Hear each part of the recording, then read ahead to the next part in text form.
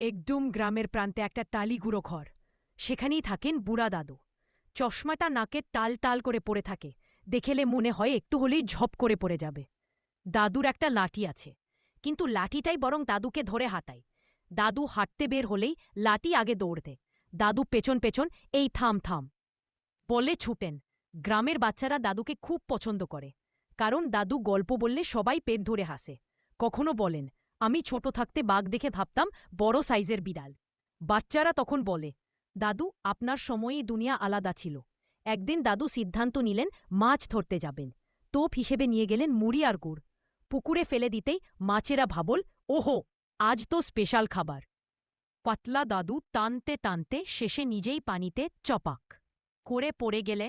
বাচ্চারা দৌড়ে গিয়ে দাদুকে তুলুল। দাদু উঠে বলেন, পানিতে নামলাম যাতে মাছেরা ভয় না পায়।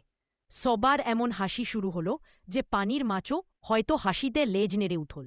সন্ধ্যায় বাড়ি ফিরে দাদু চায়ের কাপে চুমুক দিয়ে বলেন, আজ না কাল ধরব, আজ মাছেদের ছুটি দিলাম।